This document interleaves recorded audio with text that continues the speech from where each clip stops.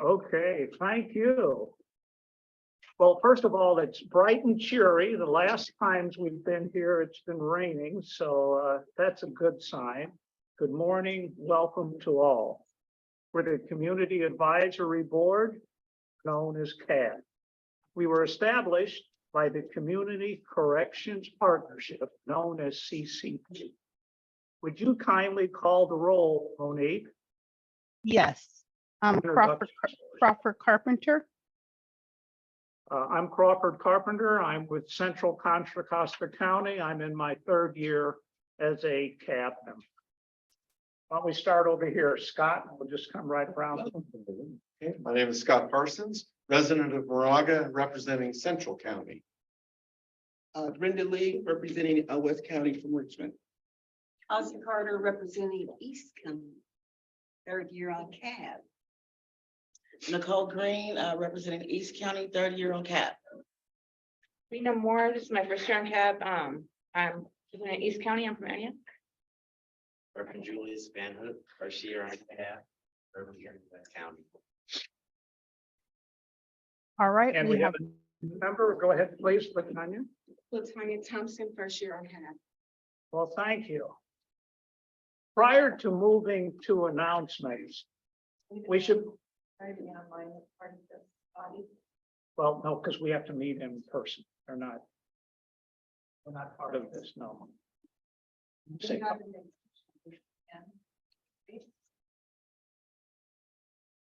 No, this is who we knew would show up. Our people are here. and then we have Justin. Okay, and Justin, could you introduce yourself, please? Yeah, Justin Van Turfer. Justin. Oh, perfect. Okay, so we have quorum now, Crawford. Oh, yes. We're fine.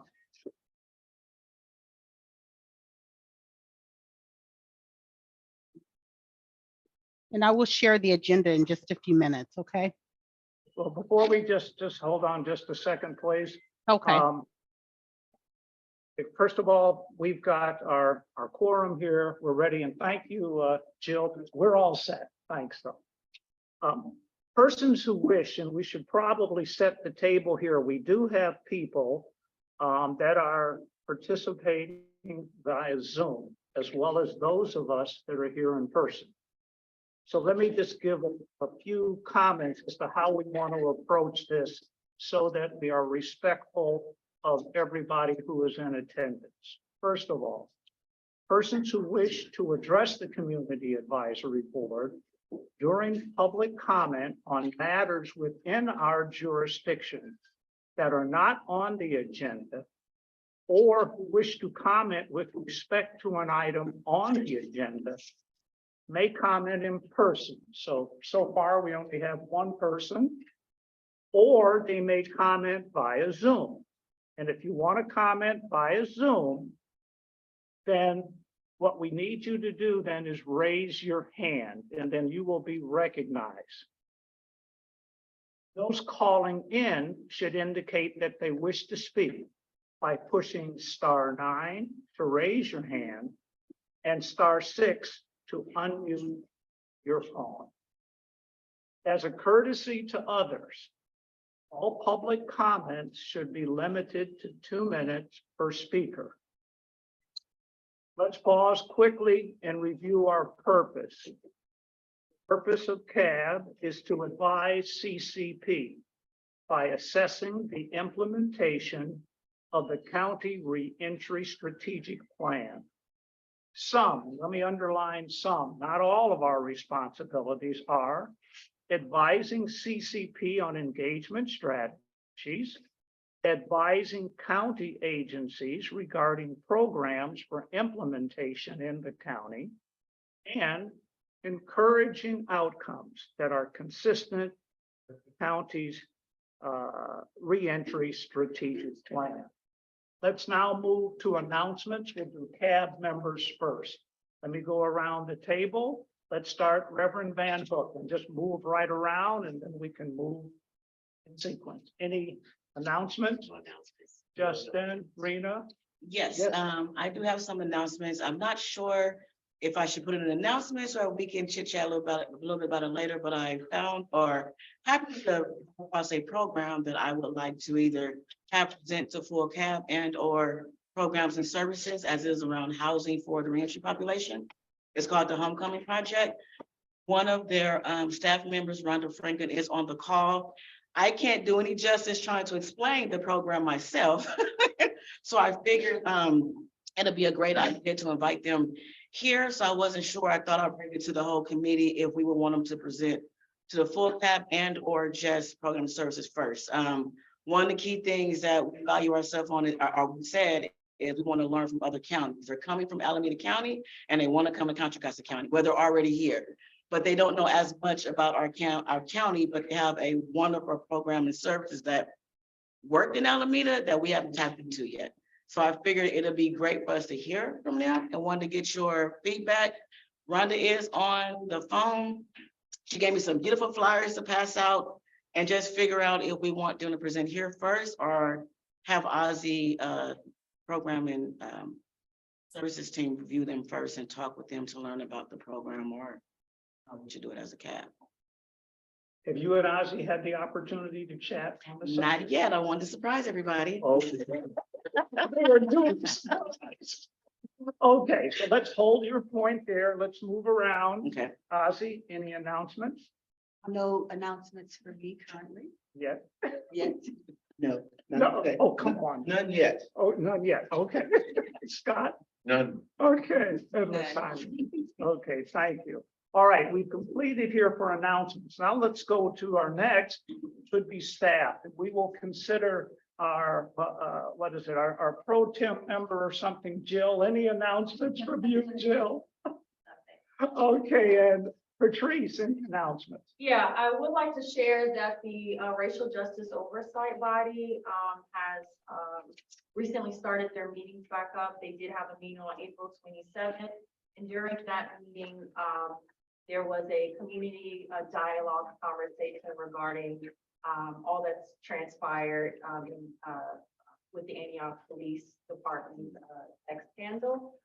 So we are scheduling at the moment a special meeting for June 6th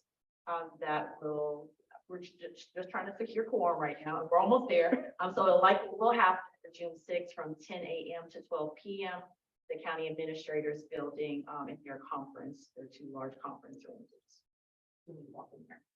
So at that meeting, there will be essentially a planning session as to how our job would like to respond or at least support elevating strategies and practices to further reduce racial disparities in policing, and utilize this moment as an opportunity to do something about that. So I wanted to share that with everyone, and in the event that anyone would like to attend, I'll certainly get the agenda posted as quickly as we can once we secure quorum, and always reach out for further.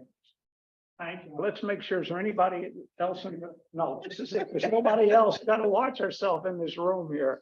Okay, we've heard comments from the staff or announcements. We've heard staff also announcements from CAB members. Let's go to the public at large. I notice we have several people that have joined us.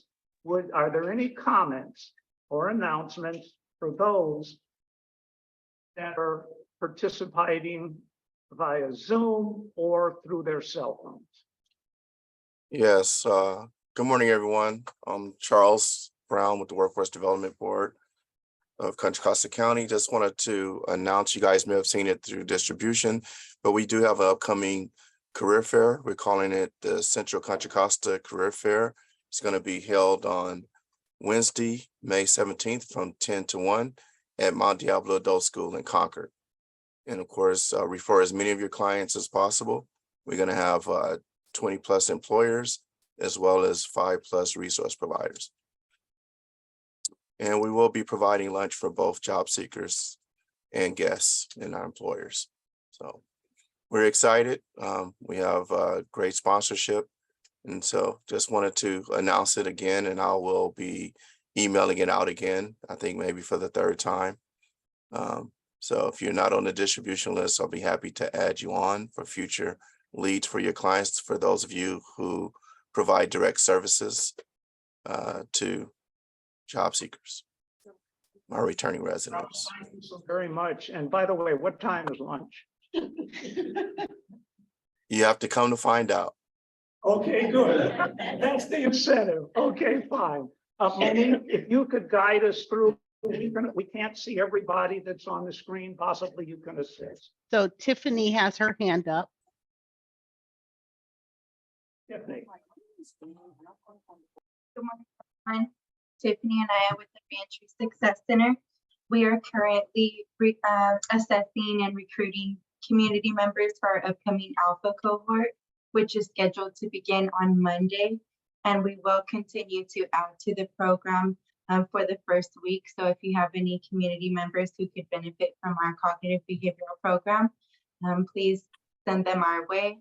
In addition to Alpha, we are also coordinating our second annual Welcome Home Block Party, which is scheduled for Friday, July 28th from 10 o'clock a.m. to 2 o'clock p.m. So we are currently accepting reservations or RSVPs from our partners and community-based organizations who would like to table at the event. Thank you. Thank you, Tiffany. Who's next in the queue? And Monique? then Crawford, I have something. I'm going to go last, but we have a caller on Zoom. And I know in previous Zooms that I've attended, we always ask for people to identify themselves, and it's P3HCJ2M.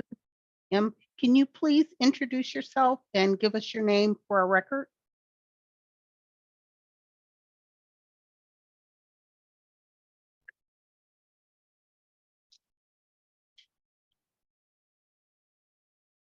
Okay.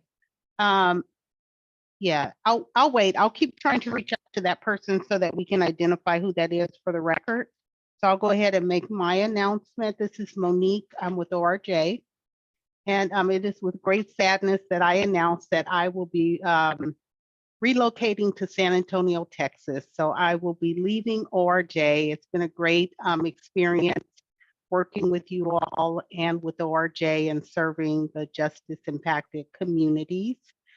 And my last day in the office, my last day with ORJ will be June 30th, but my last day in the office will be June 23rd.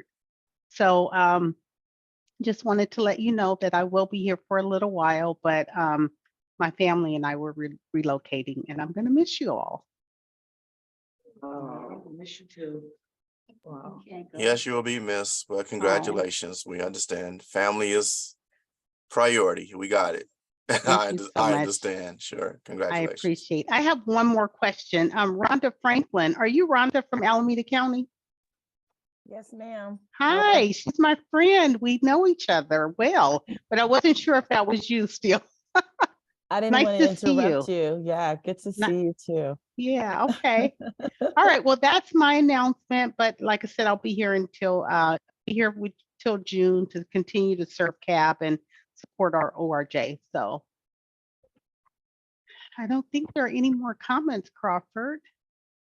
All right, well, thank you. So sad that you'll be leaving, but make sure you give us your new home phone number, the landline. You already have your cell number. And if you decide to work, kindly provide your new work number. Of course, Crawford, anything for you. Yeah, obviously, we don't like you, but you know, you might well give those to us. Just- All right, well, so sad that you're leaving, and the best of luck to you. Thank you, I Okay. appreciate it. Okay. I can share the agenda now if you like. Would you put that up, please?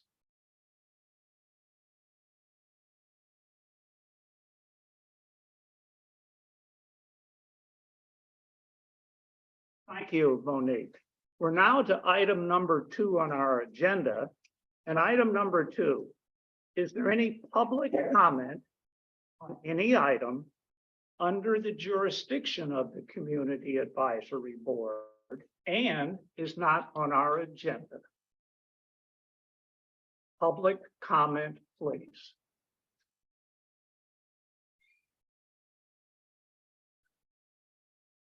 Going once, public comment. Going twice. Since there are no public comments, we'll move to the third item on the agenda. Please go to attachment 1, pages 4 through 6. We're looking for the approval of our record of actions from our from the April 14th meeting. That was this past April, April 14th. That was a Friday because of difficulties we had with scheduling this particular room. So that's not out of sync when it says Friday up there. I'm assuming that you read these because this agenda has been sent out. May we have a motion for approval? Also move that we approve the minutes from our meeting on, and I'm sorry, where's the date? April 14th. April 14th, yeah. Is there a second? I second. Discussion? Monique, would you be kind enough to call the vote? Okay, Crawford, Oh, yes. Scott, Yes. Okay. Brenda, Yes. Ozzy, Yes. Nicole, Yes. Rena, Yes. Reverend Van Hook, Yes. Latanya, Yes. and Justin. Motion carries. Thank you, Monique. The next item on the agenda is item number 4. And this is basically a debrief of our implicit bias presentation that we had during the April 14th previous meeting. Ozzy, would you care to maybe start the discussion or just provide comments in conjunction with, we were all asked and I'm not sure if we were able to take one of the tests as a, setting the stage for the conversation. So Ozzy, the floor is yours. Thank you so much. I appreciate it.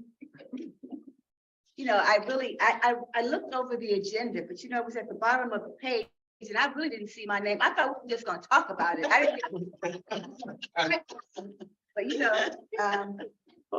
My primary concern about implicit bias, and today it's really a buzzword because of the incidents with the Antioch police and everyone is advocating for implicit biases.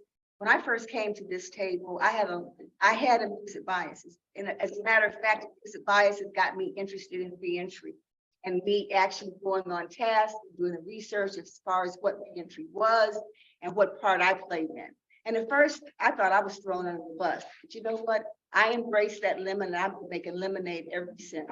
And because I always identified myself first, because for me, recovery became an inside job. And I had to start inside of me and clean out all that garbage and the residual from my past. And definitely my past is not something I dwell on, but it's definitely something that has caused me to be here today, the person that I am. I'm a work in progress. And I know because I'm human, other individuals have some of the same types of emotions and responses to things. And it's been very evident in our media. We all know that individuals come to the table with a list of things that, they not necessarily know that they have a bias. Sometimes it's inbred, sometimes it's just association, sometimes it's even done in fun and in jest. We watch cartoons as children and there were certain things and things that we laughed about that we were fully racially profiled, but now that we're here and our responsibility is to make the world a better place, and it starts with one person at a time. So taking the implicit bias testing was really a breath of fresh air for me because it then reaffirmed that I still had a lot of work to do and that my life, is ongoing. And I just wanted to make sure that we as a board, become very responsible for those individuals that we are advocating for, the reentry populations. And that comes with a host of a lot of demographics and really understanding that it comes with disabilities, it comes with age, it comes with race, it comes with gender, and we can go on and on with the list. But with our providers and with us overseeing AB 109 funding, I believe it becomes imperative that we take a stand to make sure that individuals are aware and that individuals are doing something on their own to improve themselves. But acknowledgement is the first step. And that's the reason why I thought that it was good. I don't want to say, I want to say that it should be something that we consider. And I don't want to use strong language, but really definitely that we should consider as a board and a community for those that we serve. Not only the board members, but also our CBOs, and actually coming up with an agenda and something that we can promote that. But first of all, we have to come home in here and identify what we're working with. And I would like to open the floor up for discussion. Why don't we start at this end of the table? We'll work our way around orderly. Reverend Van Hook, maybe you can bless this for us. Absolutely. I love the way that you prefaced your commentary. And I think it's really important that we continue to call these things out, even things that we have jokingly allowed to creep into many cultures and subcultures as if it's okay, and making it acceptable and laughing about things actually need to be addressed, because there are traumas that are attached to jokes that we make acceptable or comments that we make acceptable. And that also pours over, as you stated, into our lives. And it can cause a domino effect in several different areas. I think that's one thing that really stood out to me, is really identifying those areas so that we're doing the work to, my mental health part, right here. You know, we worked together before, you know, dealing with that and backtracking on some of that stuff. So that's one thing that really stood out to me. It's the work to re-educate. And that's a problem, is that many people have been indoctrinated and never educated. That's what just going to be able to do. Out into the communities and see that we see if we can see some change. Justin. Yeah, I appreciate having those individuals come and share last week or last month, as well as this opportunity to take the test. I shared it with my family as well, and took several of them. I think for me, what I took away, I think walking in, I knew I had implicit bias, and I think the simplicity of the test to see the association really stuck with me, about how black and white things can be and your relationship to that. I think for me, what I wanted to see moving forward is what we do with this, right? We took the test, you're sitting with this feeling and this emotion. And so now how do we take that energy and harness it and start to make this change within this body and within our greater community? So I would love to see those individuals come back, or another presentation on how we can utilize some of these strategies in the work that we're doing. Well, thank you, Rena. I enjoy taking the test. I feel that the supply stream is really, really important, especially for the CBOs and people who serve in the community. I didn't really think that I had any bias. I mean, I knew I did, but I mean, I didn't realize some of the ones I had, especially with gender and things like that. Like, so I enjoy taking the test. It's things that I could work on, and so yeah, and I shared the link with my colleagues too. Thank you for bringing this to the table and everything. So unfortunately, I didn't get to take it, and I feel bad. So I raised my hand to bring it back. So I can't retake it. But just piggyback off of your comments, I definitely agree with a lot of what you just said, and I can resonate with your story and your feedback as well as Reverend. I think it does start with us and re-educating the community as well as our CBOs in references to these. They can understand the bias that I'm pretty sure I have some, and I think that I do. So I really want to take the test. So I probably have to go back and find the link so I can find out my score. But I would definitely want to have them come back and see what we can actually do here and educate individuals to understand those different things they may look over, the mental health, or what's bothering for someone, like I said, in their family, or what we think is normal is not normal to others. So I look forward to seeing where this goes and the work that we'll do here at CAP. Oh,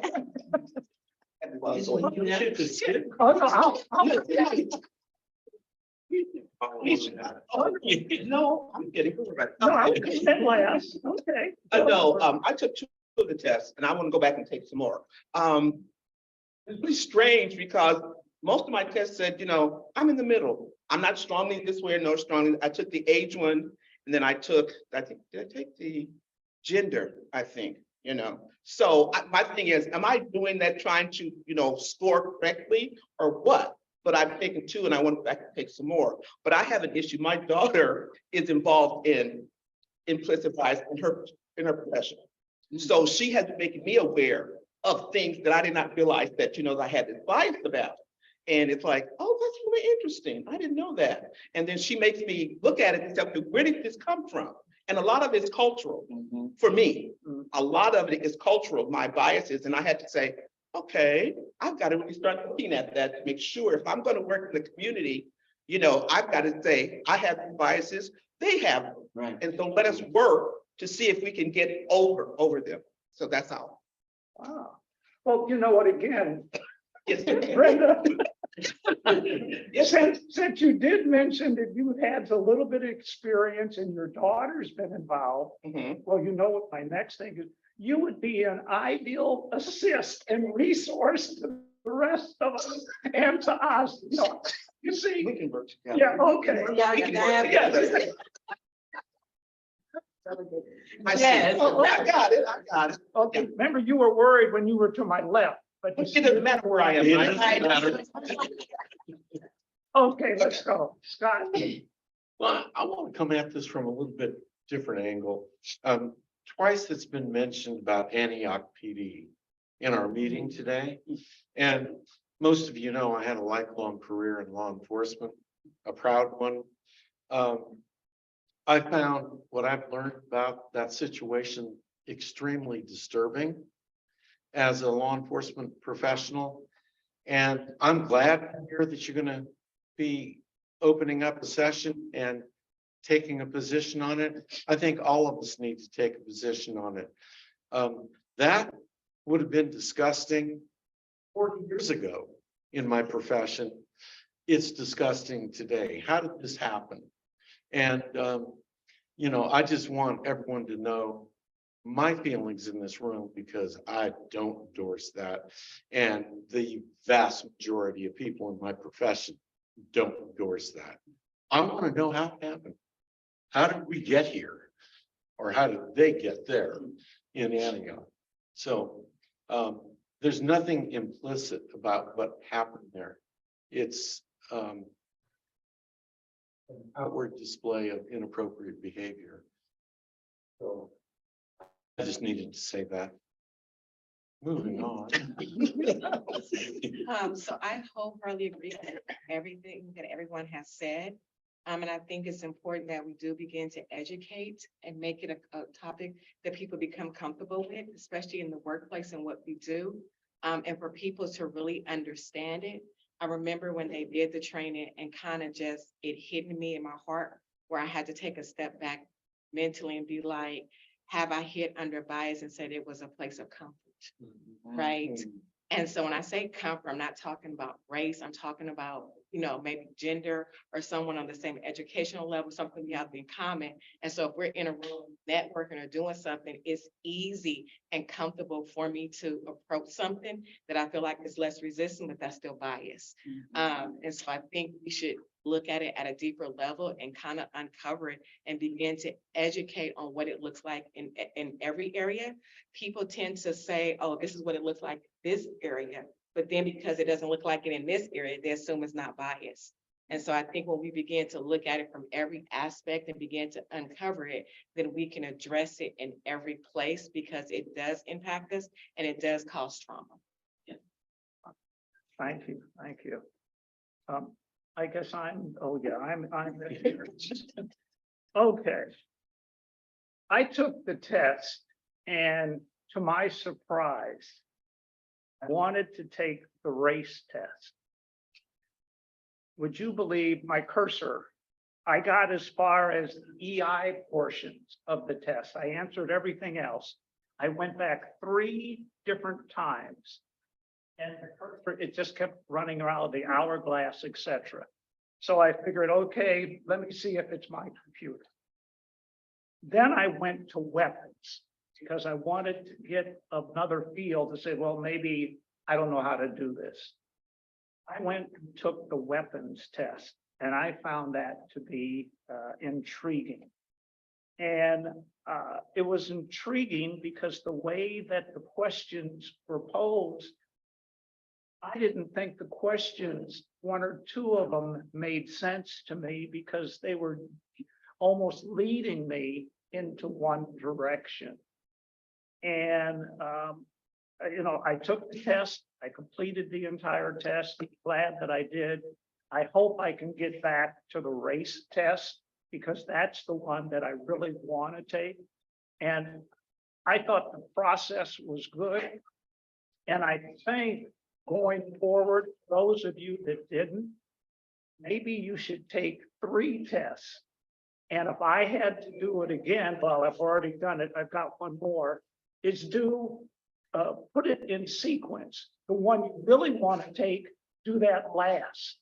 And then do another one and another one. Do those other 2 prior to the one that you really want to take. And that'll get you a little more comfortable with the E and the I on punching the buttons. Because I pushed a button and then they turn them around where first it was white in certain symbols, then black in certain symbols. Okay, so I'm all right over here on E. Then they switched you around. Well, wait a minute, cognitively, let me get set. So I would recommend, just so you get comfortable with going through the process. I thought it was excellent idea to take it. Any other comments from anybody here at the board first? Okay, are there any comments from staff? If any of you by chance had an opportunity to take the test? Any just comments in general from staff? And I'll comment, I mean, I've done it several times. Procedural justice. Yeah. Combo training, which I found really interesting. And I just also wanted to say that the sheriff had announced that all of their staff has been trained. And it is a county policy that all county employees should participate in that implicit bias training.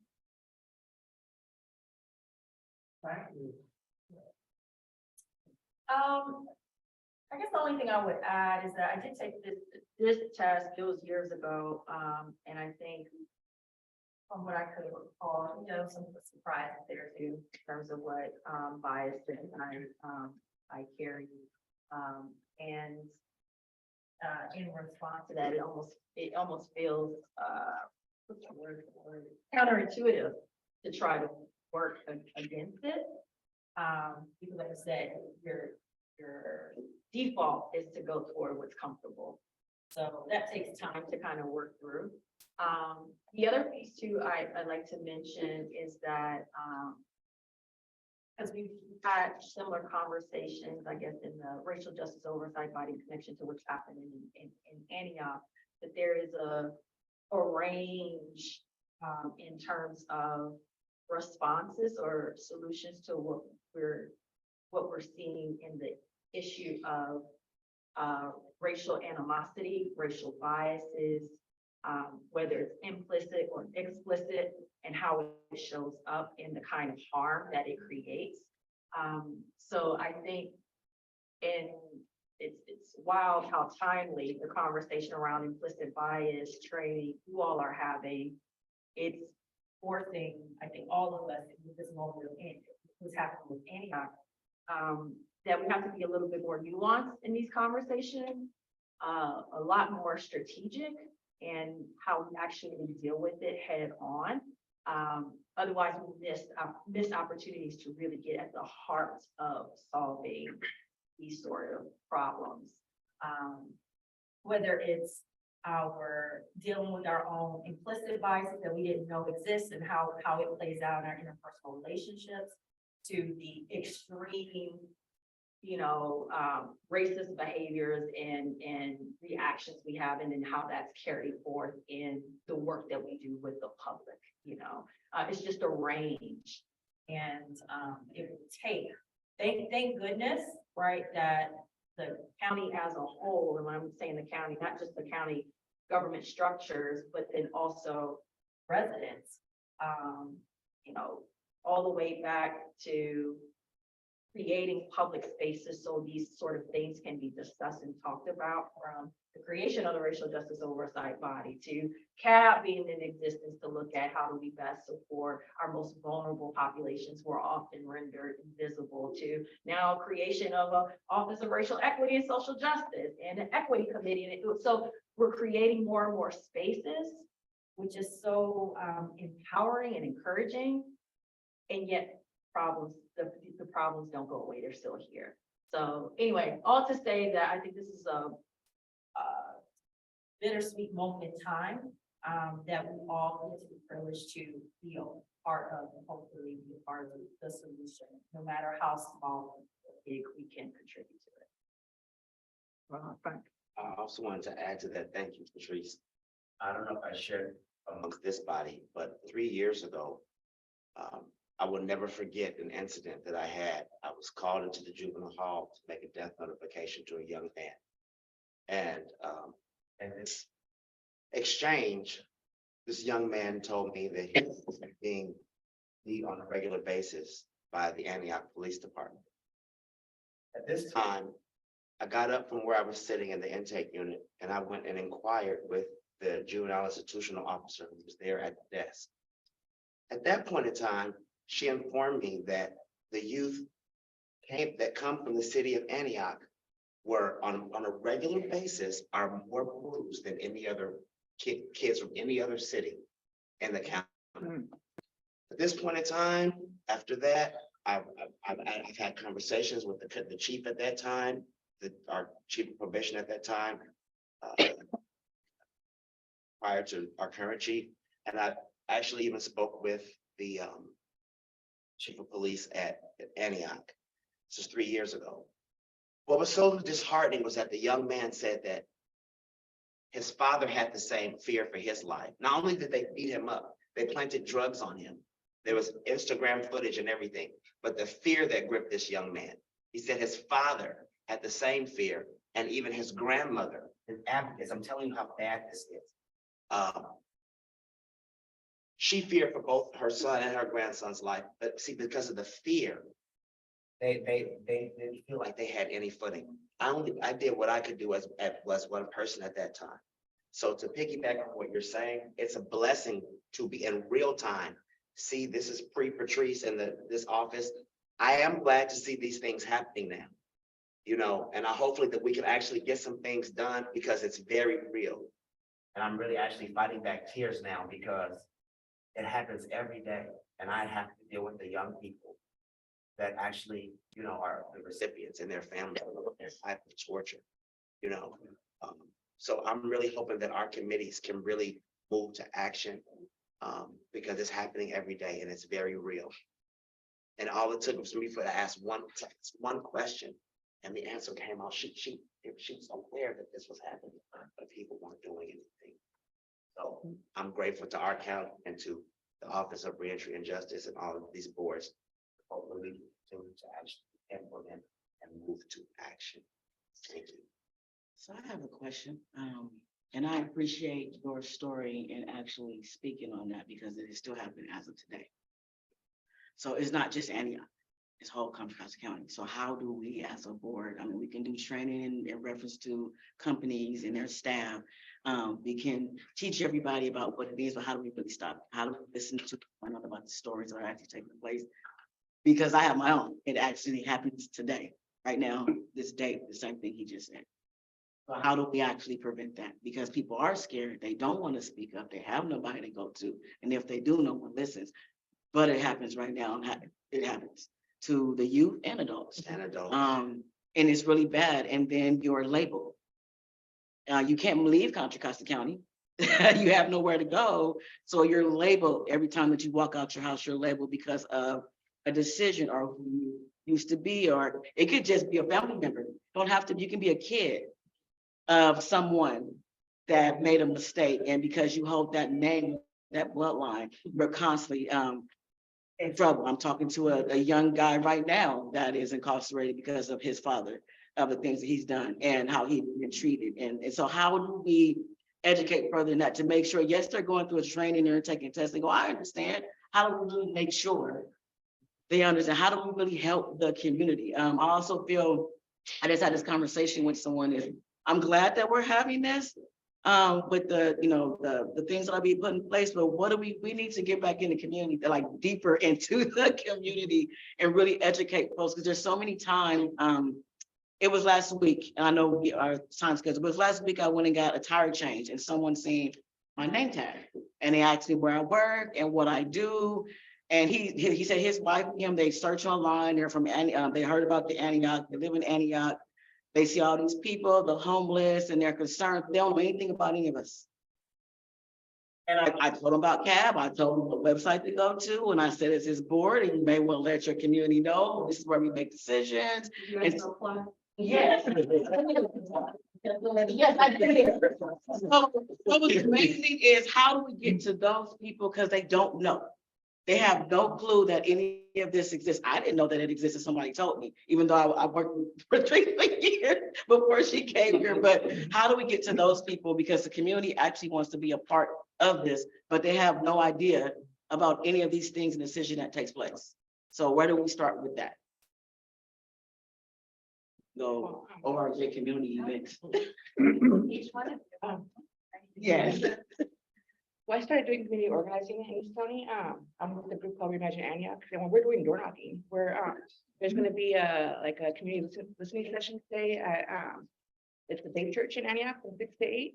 If anyone wants to come, where we're gonna be talking about everything that's happening with the Antioch PD and everything.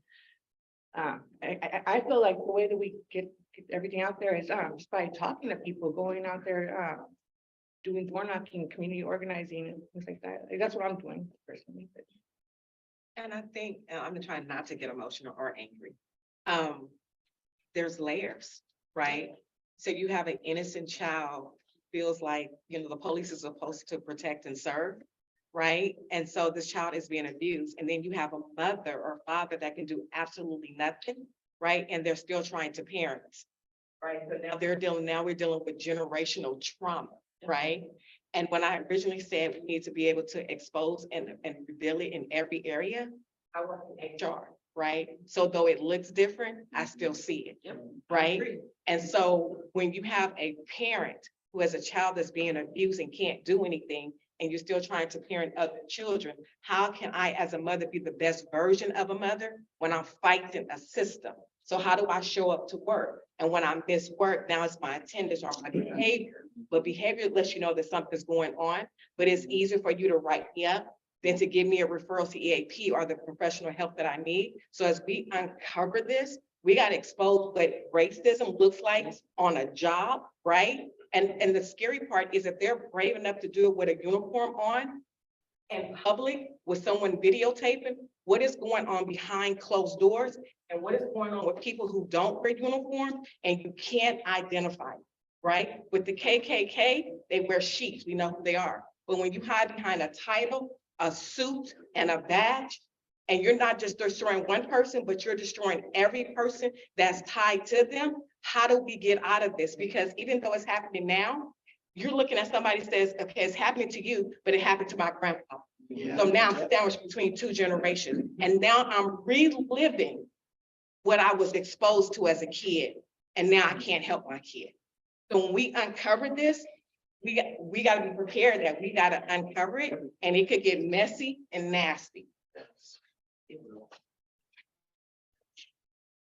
Any other comments from those in this room? And maybe there are some comments from those that are joining us via Zoom. Monique, wait a minute. Are there any other comments? Because, okay, Monique? I Has don't any- see any hands raised. All right. No hands, no public comment. All right. Well, maybe where we are at this juncture is next steps, because, you know, we have Antioch, we've taken our tests, we kind of, you know, given our hearts and souls out here a little bit. Some of you have. You know, just listening around the room, the thing that I thought about was, okay, we have these experience and what do we do? And I'm going back to work plans. And Scott and I have had a lot of conversation over work plans. Maybe it's time to pause on your work plans and go back to a concept that, you know, I was exposed to, and I go back to 1971. That's probably ages ago, when I worked for Container Corporation of America. And their motto, and it lives, stays with me today: we manage by walking and talking. And what they meant by that is, we want to go and talk to somebody. And let me give you an example, and then let's bring that back to what we do. I had the privilege of working with many people of different rungs, be it a plant lift truck operator, be it a plant manager, be it a controller, be it a vice president of sales or whatever. And the lesson I learned was, if you want to get something done, don't ask the VP of sales. You ask that lift truck operator. And that individual will tell you what really needs to be done and what's happening. Now let's bring that around to where we are. We need to maybe reconsider how we interact with those that are returning citizens, and interact maybe, you know, in your particular work environment. And it seems to me we need more one-on-one. And I think we've had some conversations about Nicole, about how do we bring somebody here to share with us certain experiences. And we're continuing to work through that. But it seems to me those are the people we need to talk to. We need to talk to exactly what Reverend Van Hook said. I mean, it's nice for us to have glowing PowerPoints. It's nice for us to say, this is our work plan. Yeah, right. That work plan, I'm not so sure is going to help that young man. I'm not so sure that PowerPoint is going to help that individual that's been abused. So maybe we got to figure out, how do we talk more to people that are in need? I don't know. Go ahead, please, Nicole. Well, one of the things we talked about first was, there's many of us here at this table that have it, is being okay with speaking about our own experience. Like, I can really relate to a lot of what he just said, and have examples to give of those. Oh, I'm sorry. First time I'm not loud. Oh. And I think it's just inviting individuals to the space. Like, for example, when Lila was here, is them individuals that our CBOs work with, or how I work inside the jails. A lot of individuals I've spoken to, when you get released, we still have connections to. Hey, I'm trying to get them to come to these meetings and talk about their stories, and people are interested. So it's creating and figuring out, how are we going to get them to come, connecting to the programs, finding people, bringing them here to be able to talk. I know Lanita found an organization, but it's just, I think it's just do it. Start having a conversation, start talking about it. We can start with us first and bring in more. And just kind of go from there. I mean, Are there any other comments? Because I'd like to share something that Nicole and I have been working on. I'm glad I brought this with me. Any other comments? Okay, here's what Nicole and I have been working on. It's like lived experiences. And again, we wanted, kudos to Dale. yes, it goes to Dale. Without Dale Harrington, we wouldn't be going down this path. And now here's what we've had conversations, and what we're trying to do is bring some guests in who have those lived experiences. And what we've tried to do, and Patrice, I've talked to you and thank you for your comments. And here's what we're trying to do yet. And again, this is just in our heads right now. Prepping our guests. We want to share that this is a public setting. And we're asking if they are comfortable with this type of exposure. Comfort. We also want to indicate that our CAB meetings are being taped. We want them to be aware of that. And then most important, and I tip my hat to Patrice for this, our goal is to create a safe place, for guests and the attendees. And we should ask if our guests have had experience in talking to groups, because if they're uncomfortable in this setting, we want to do something to make sure that we bring that comfort level back to them. What we were looking for, hopefully, was to have two presenters. We were looking for one who has just returned home, and then another who has been back in society for a year and a half, to show you a broad range of individuals. Somebody that has just been released. Well, this is how he or she feels. And then somebody who's been back in society after they've had a chance to take a breath, this is how they feel. And we've thought about maybe before we bring those individuals or ask them, because we're begging, this is hat in hand, is would you be kind enough to listen to our CAB presentation? And this is the one that Scott has worked diligently on. And I think that would give them an overview. This is what CAB is. This is the group you're coming to. And then we worked on some questions here. And let me see if I can share these with you.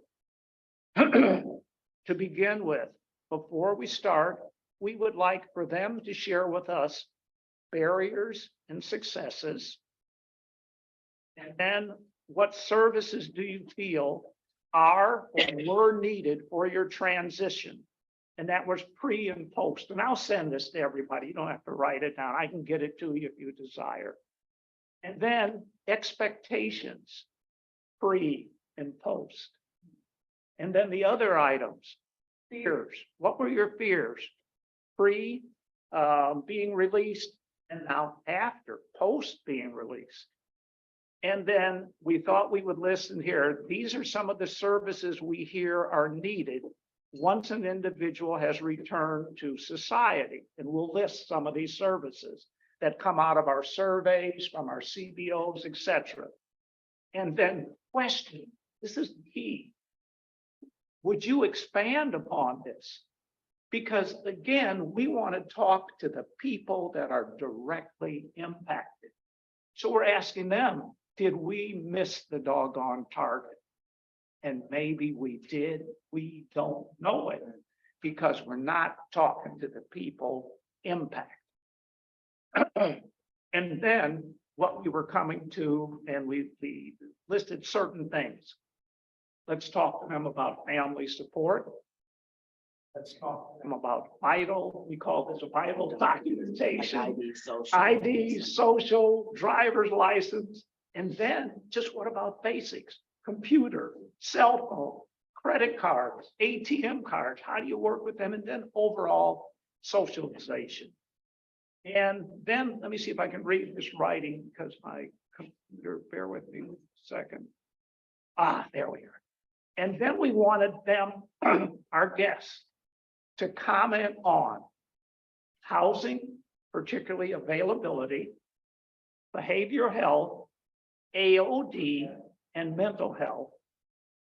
Comment on employment, their experiences, and then probably most important, pre-release services. What do you need, or did you need pre and post release? and then another key, local services. So, you have to excuse me here. This is just what we did, just brainstorming, and we had to be careful because of the Brown Act, because we were trying to do it with Lenita, but if we get her, Lenita's on her committee, and we got all screwed up. But we got it done.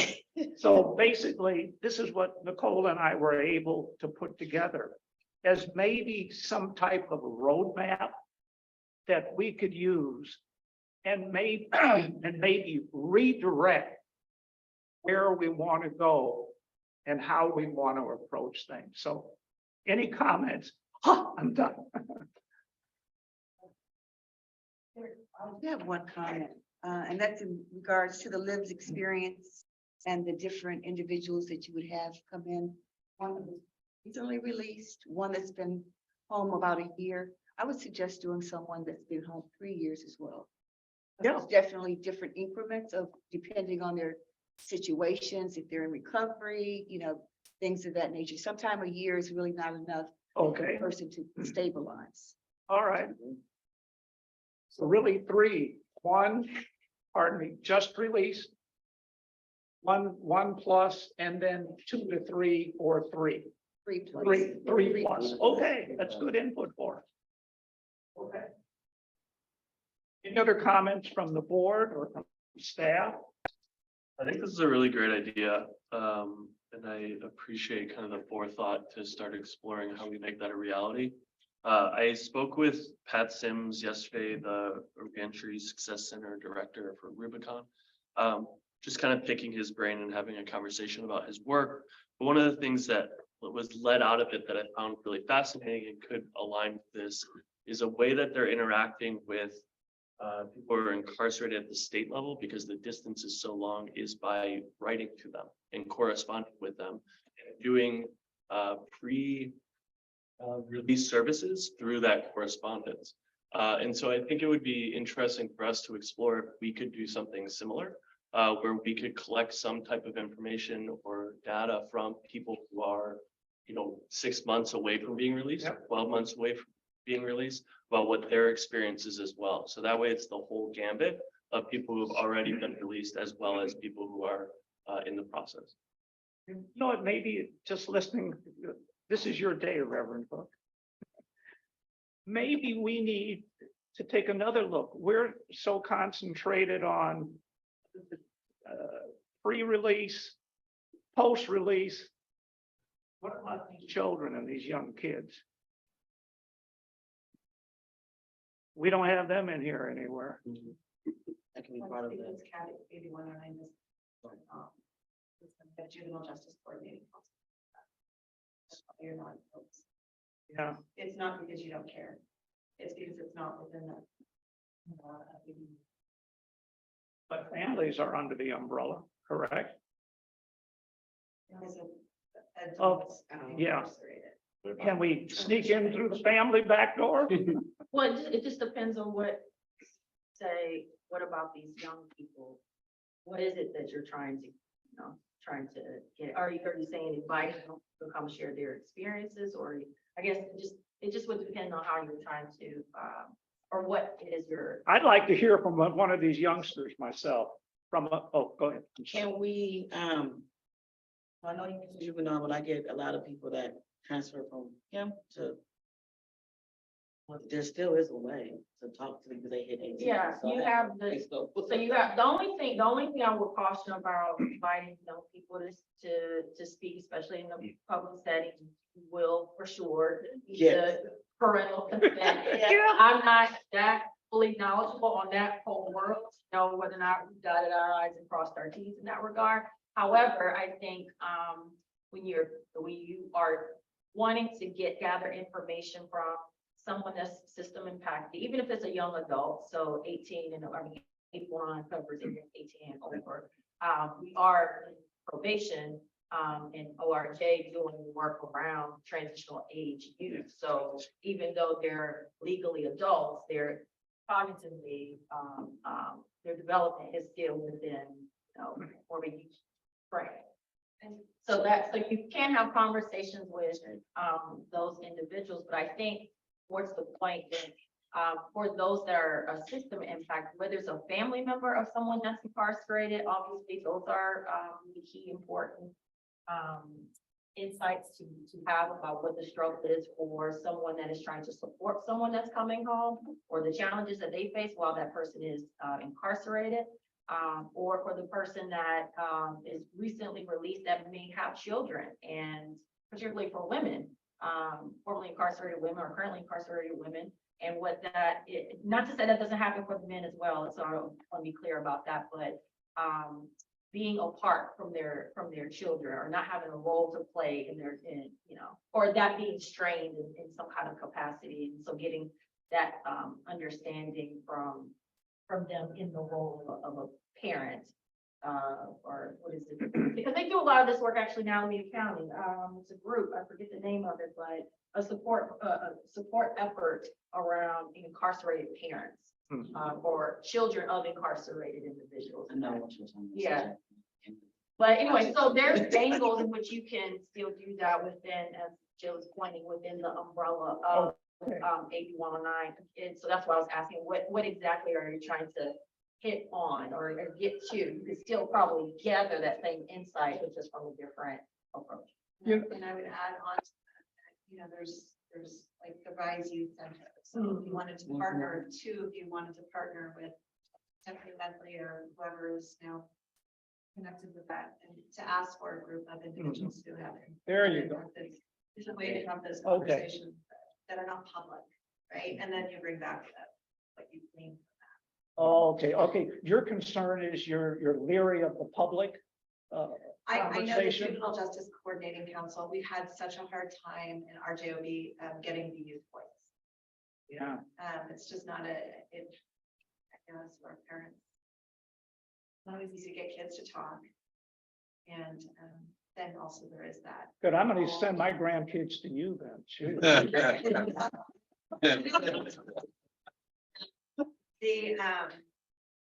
that.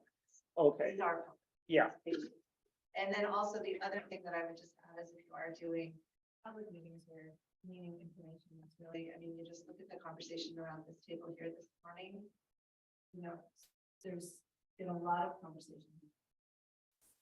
So there's been space for that information and training on how to respond to it. Because I've been in somewhere like the response has not been that great, and others where the response has been really great and supportive and allowing that. So just being kind of understanding that it's tough.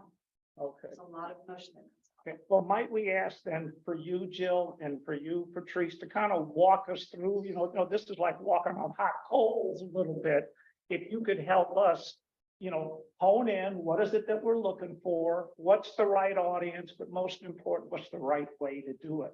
So that we're equipped to listen, if we can bring that back to the table, and that would be helpful, or something neat to. Okay, who's going to take that challenge? Questioning down to the goal, like, what is your goal? Okay. First of all. All right, okay. So I do have, so I work for Game Plan for Success. I work inside of the 3 county jail. So I have a around tape population. Members are doing exactly what you're asking for. I'll be more than happy to. And I always get mixed up with tab and they're trying to separate. Well, before, my only thing is before you run out there and do stuff, identify.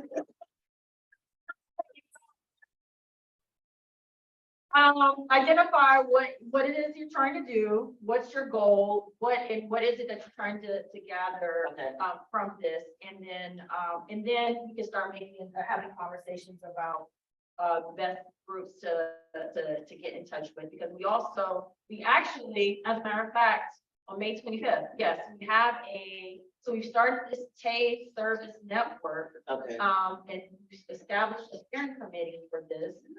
This is led by one of our providers, Fresh Lifelines for Youth. And so for those who are not familiar with FLY, they do really incredible work with young adults. And they've done work in Santa Clara County, even San Francisco as well. So that they're newer here in Contra Costa. So we're partnering with them to help us establish this sort of network of support specifically for young adults. And so they're doing some trainings around it. They've actually been connecting with some of our juvenile justice partners who provide some reentry services for folks exiting out of the, young people are exiting out of the juvenile system. And then also some of our 8109 contractors who are also working with TAY just by default, but they not necessarily have a specialized young adult programming or element to it. So that might be another group to be in touch with. They sit on the JJ, the Juvenile Justice Coordinating Council as well. So that they're really vocal in some of this area too. So there'll be another group that I think will be great to talk to. But again, the goals, that kind of narrowing down Yeah. what is trying to, and also want to connect this to the fact that we're trying to, through programs and services, develop a survey for the folks that are in custody, so that at least that gives you quantitatively, you know, once we get that going, what are the needs for folks that are coming out? That will help gauge, right, what the experience is for folks when they're released, as well as then the one-to-one individual stories that can be shared will give you, I think, a well-rounded picture. But yeah, so I'm happy to help. I just need you to help me help you. So do we want to just start off with the first and then focus on? Yeah, okay, yeah. Okay, and Monique just mentioned to me, yes, ma'am, that please, when you're speaking, to identify yourselves. So this is Patrice Guillory at ORJ that just gave that home rant. Thank you.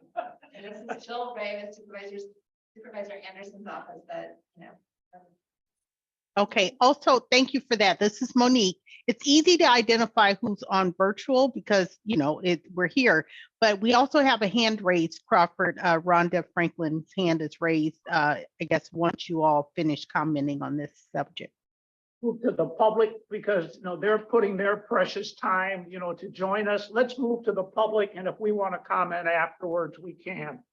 Rhonda, floor is yours. Thank you guys so much. I have learned a lot in just the short time I've been on the call. I want to thank Nicole for inviting me as a representative of Impact Justice and the Homecoming Project. I also want to congratulate each one of you for having this platform and coming to the table, bringing all of these each one of these topics are detailed, heavy, need to be discussed, need to be addressed, and you guys are taking it on head on, actually. And so I just want to thank y'all for that. What I wanted to touch on was your process. You were talking about what you could do and who to help. I strongly encourage you to narrow it down to a specific group because each one of the groups that you talked about equally need support and need resources. You talked about helping youth, helping, you know, someone go to board, helping women, helping men, helping lifers, helping alumni from different programs, whether it's 1 year, 2 years, or 3 years. You talked about helping children, helping the families of the system impacted. Each one of those folks need you. And so I strongly encourage you to narrow it down so you can go all in and give them all the resources that you have. My background at the Homecoming Project is to be able to find a host that can match with someone that's coming out, right? So we have returning citizens that have served 10, 15, 20 years. And what we're doing is matching them with someone that is in the community, and they get to see this person in real time, go to work, tend to their garden, cook dinner, be with their families. And it has been incredible. That's why Nicole is trying to get me in front of you guys, because we have zero recidivism, and the program's been in place since 2017, excuse me. And what we've been able to do is short of a miracle. Folks are getting full-time work. They're, you know, getting permanent housing, and no one's going back to prison. Like, what? And so our program is working. And so we want to get in front of you so we can impact Cocoa County like we've impacted Alameda County. So what that means is the Homecoming Project can come. You don't have to reinvent the wheel. Just look at what we're doing. We're doing exactly what you're talking about. helping with reentry. We know about what resources are needed. We also are able to show you the data, right? And the research that's been tracked and accomplished, right? So we want to be able to come in and share with you what has been done and what continually will be effective for folks that are reentering. We also have been talking to Hope Beyond. You guys talked about what organizations. I know all about Fly, love Fly. Thank you. Who was that? Patrice that brought them up? Off the chain. Yeah. They're incredible. Fresh Lifelines for Youth, love them. You can have them come in and do a presentation. Rubicon, of course, I heard the other gentleman, I want to say his name is Jesse. Forgive me if I'm saying your name wrong. Rubicon to come in, amazing organizations. Hope Beyond, they have a pen pal system where they're helping women go to board. And then from that point, they are helping them with their transition and their reentry. And so we've been working with them. And then of course us, right? I want to put myself and my teammates at the forefront of all this. We're doing the work. And so you can have us come and talk to you about what we're doing. And that'll help you guys also kind of, have the charge for Cocoa County, because you guys are the leaders, right? We want to be in front of the leaders. So I've said a lot, but I needed to say it because I was sitting here like wiggling in my chair. You guys are amazing. And thank you for your time. Rhonda, thank you. Patrice, we got to figure out how to reach out to Rhonda Franklin. Okay. Nicole's my hookup. I'm just saying. Bring her to our group quickly. Yeah, that was the question why I brought it here, because I didn't know if it was something to bring to full count or just give it to us. So I figured she gave me some print handouts too. Okay. All right, so we'll talk about that later, I guess. And okay. Thank you, Rhonda. Are there any other comments from the public? Okay, what is it? Gee, Ozzy, look what you did to us. All of this, I love it. Taking a page out of someone who calls it good trouble. There we go, good trouble. Yeah, this is our good trouble day. All right, if there aren't any other comments, maybe we should move to the next agenda item, or wait a minute, are there any other wrap-ups here? The implicit bias or the discussion of lived experiences. Any other comments before we move on? I do have a comment. I have a question. Yes. From the implicit bias, where we moving? That's the other question. And I just would like to throw this out there, just kind of like marinate on, and maybe come back and discuss it.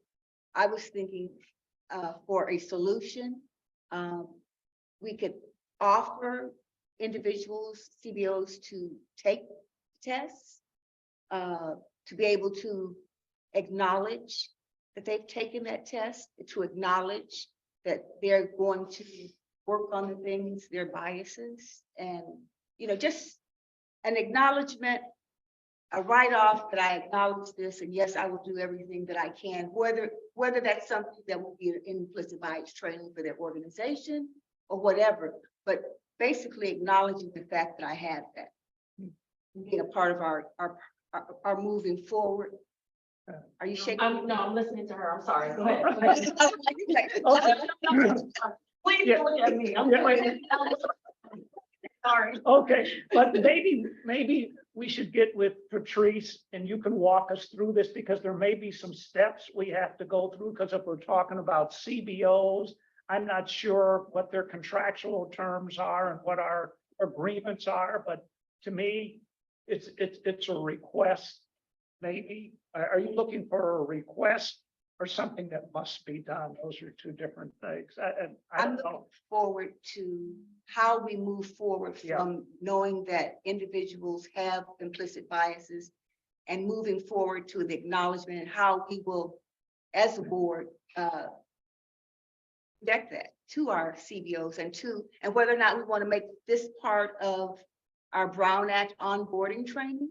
That, we have to identify that we're aware of our biases and we've taken this test. It's a free test. There's no money to be exchanged. And then we've acknowledged that we have a place that we sign off. Yes, I've acknowledged that. I've taken tests 1, 2, and 3. and moving forward. I acknowledge the fact that I'm willing to be proactive and to work on these things that I've uncovered within my own self. There's 17 tests, I count, or 16 or 17, I think. Yeah, you and I were 17. So we got to figure out, can they just, arbitrarily grab any three, or there are three that we want them to concentrate on? You see? But that's just a question I'm throwing out. It doesn't Yeah, have to be okay. something that's in cement. It's just something that I'm probably not Okay. articulating it as it should be inevitably, but guys can help me wrap it up neatly and Okay, it be a part of our onboarding packages, and then futuristically looking forward to how we can implement that moving forward with the CBOs. So if I can add a couple of notes for context and then some suggestions as well. So we don't, through our April 109 contracts, we don't necessarily require implicit bias training, but what we do really emphasize the importance of that their services be delivered in a manner where it's culturally competent and sensitive to the individuals that their clientele that they're serving. I think one or two things. Oh, and also ORJ, this was before my time though, did host a implicit bias training and procedural implicit bias and procedural justice training that was made available to, I think it was probation officers for sure, public defender folks. I'm not sure broader for the community. So yeah, I think it's broader for the community. That's placed though several years ago. That was in 2017, 18, 19, something. Yeah, pre-pandemic. So I think certainly ORJ can look into at the very least providing a system-wide implicit bias training for our community programs. So certainly look into that. I think the other thing too is we can maybe whether this is going to be through the individual interviews that I know program services wanted to do with the providers. That might be a question to ask and to look into if they currently provide implicit bias training or, within their own organization, just to sort of let them know that this is something of great interest to you all to see that this be a major focus in their work. So there's a couple of ways we can get at that. I think in terms of taking the actual test, certainly we can, in a future partners and providers meeting, which we typically hold, we can do have it as part of the agenda item to discuss that this is sort of providing sort of like a CAB update. This is something that CAB has been looking into, working on, maybe even have one of you from CAB present on it specifically and share what you all took from the experience of taking the test. Want to see them take the test as well. That could be another option also. So a couple of ideas that are out there that can still get at what you're trying to uncover about one, if they're already currently doing it, if so, what does that look like for the CBOs? And two, if they're not, how can we encourage that those sort of trainings take place? Thank you, Patrice. You're welcome. Wrap that up real nice. No, Patrice Guillory from ORJ. Supposed to say that first. I could just add on to that. I'm in Supervisor Anderson's office. I did just send an email to our clerk of the board who oversees the advisory bodies to see what it would take to. excellent. Thank you, Jill. Thank you, Jill. Jill, we're going to have to refer to you as the CAB member emeritus. Oh, you said I was retiring. No.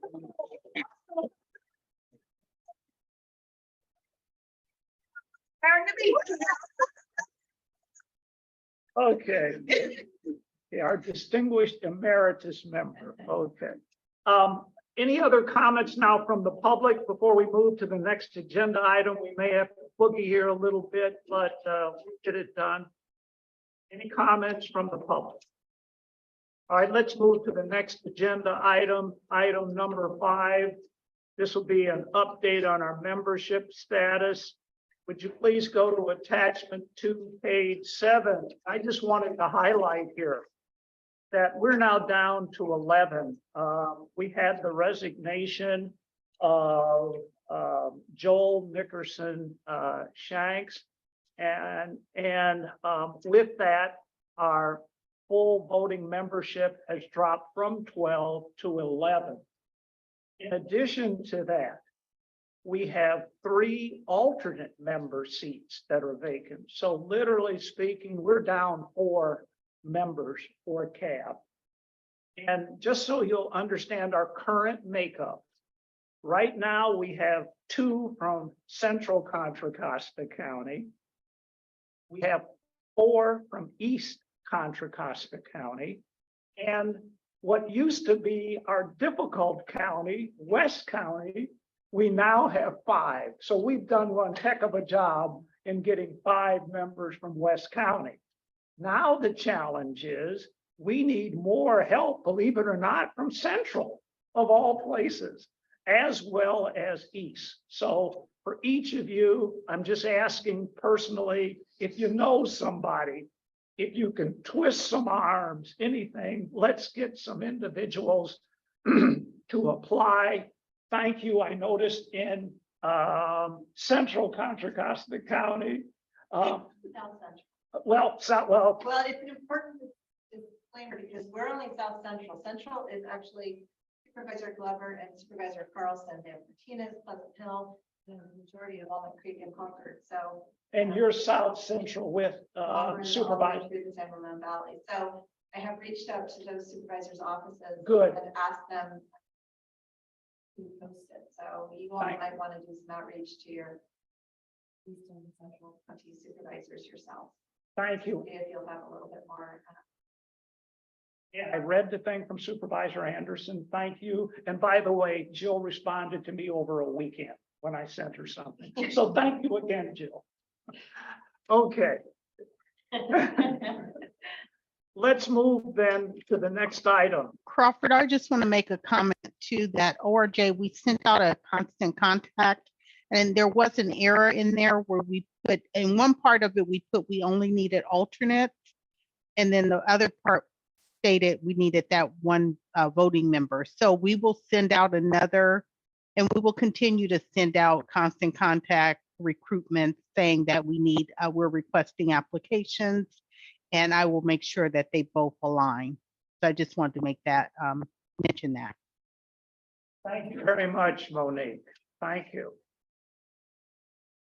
If there are no other comments, any comments here from the board or staff from the public, we'll move to the next agenda item, number 6. And this agenda item is was to discuss the ambassador scheduling. And could you take us to page, there we go. Thank you, Monique, attachment 3. And could we maybe just quickly go around the room to see if there's interest? Nobody is being held to working with a particular, with the court, the district attorney, law enforcement, probation, etc. If you could just maybe give us your druthers of where you would like to be.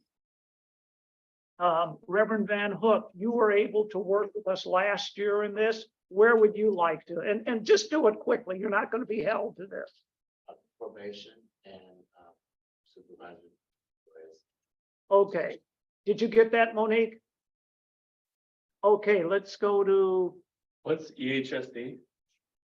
Employment and Human Services Department. So we've invited them to the policy and budget subcommittee okay, coming in July okay, to chat and kind of have a conversation. okay, but this here is who you're going to meet with in person, and we're going to go and we have a, explain, please. Well, yeah, and so for the ambassador, if you haven't gone through this, it's really kind of this hard thing to grasp a little bit of what does it look like. So you, this forum is kind of, okay, who would you like to interview in the ambassador meeting? Which one would mean the most to you? So let's say it's probation and sheriff, for instance. That's all we're doing today is getting someone to say, okay. Yeah, I just don't want to duplicate efforts. So is all. theirs will be different. Ours is more, the calls that we're having is more about their feedback on the recommendations and the budget itself, where the questions for the ambassador are a little bit tailored, a little bit different. Got it. Yeah, Yeah, I'm happy to go wherever there is gaps. I have no preference. that's kind of how I am too. oh, you shouldn't have said that. Okay, Rena, where would you like to go? Public defender and maybe Glover? Okay, did you get that, Rena, public defender and Glover? Okay, Nicole, Me, well, I was gonna go with Glover, and it's either in public defender or district attorney office, or if there's any open, so. okay, well, this is, okay, and make sure you keep, Public defender, district attorney office, and Glover. also put nimble by, Yep. by Nicole and by Justin. Oh, we're gonna fill this thing out. Okay, Ozzy, Well, I like district attorney and Glover. everybody likes Glover. Okay, district attorney and Glover for, what's your name again? Oh, I'm sorry. Okay. No, this is a serious public meeting. I'm sorry. Okay, Brenda, who would you like to see, Brenda? Or Taking the visibly? ones I really wanted, but I looked at the court, Okay, and is it Joya? He's my excellent. guy anyway, so. Okay, and Scott and I did the court last year. It was really good. Yeah, it was. Okay. very Yeah, nice. it was Okay. good. Yeah. Okay, and Scott, Well, okay, public defender, we're gonna tag on here. okay. Someone will have to walk, probably me, Okay. but public defender and probation. Okay, Yeah, Yeah. all right. Yeah. you know what I mean? All right, and Latanya. District attorney and sheriff office. Okay, excellent. I did the sheriff, that sheriff was nice. Was- Yeah, Yeah. yeah. I did it for 29 years. I really don't want to. One more day would be too bad. Yeah. I'll tell you what All to right. say. Okay, well, now, this is unbelievable, well, what we've just done. In about 5 minutes or less, I think we've got a great boilerplate now where we can plug individuals in. And basically, Scott doesn't know it, but whatever failings that we may have, he's gonna wind up. See, Brenda, I didn't pick on you. Yeah, yeah. Scott will do it because Scott has had experience with some of these meetings. So, oh, yes. I'm just noticing that one of the, entities that we're missing here is, health services. So we may want to include actually so within health services, there's H3, which is your health, housing, Yeah. and homeless services division. That's the housing arm and homeless services. And then there's also behavioral health, which is, I think we have our first volunteer. Yeah, you see, Right, and so. Right along with it. I don't know, H3 is not officially a CCP member, behavioral health is. Okay. So I think we probably should add those two, to the list.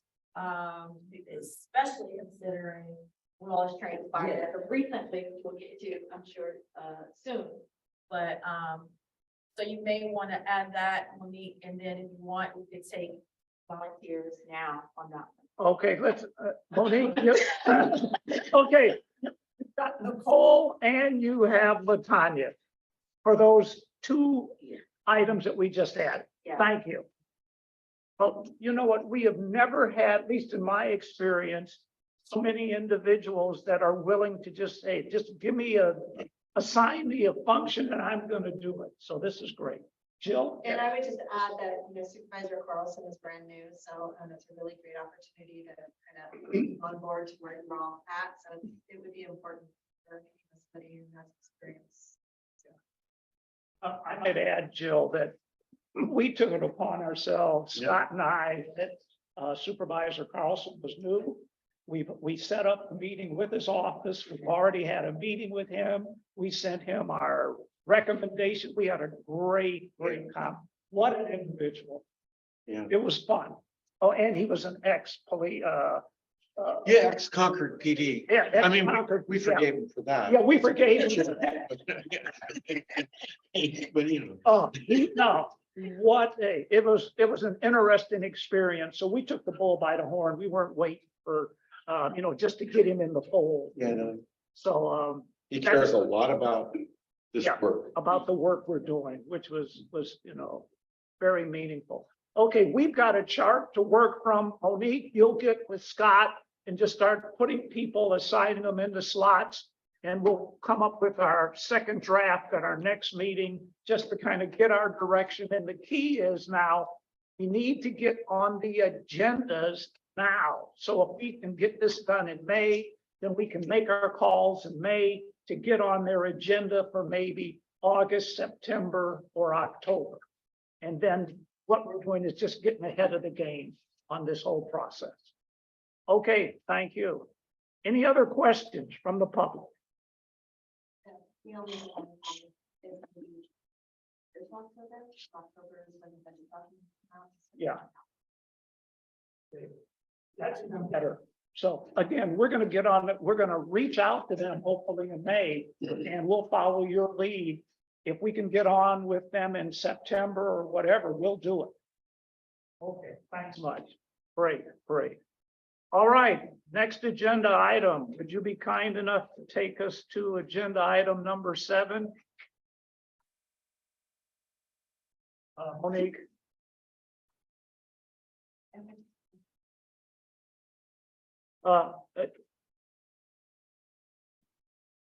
Okay, we'll start with the reports, and could we just kind of give bullets again on your meetings? Let's start with the Board of Supervisors. Jill, do you have any? Thank you. All right, with Supervisor Anderson's office, April 24th, the sheriff presented his quarterly oversight report for the supervisors.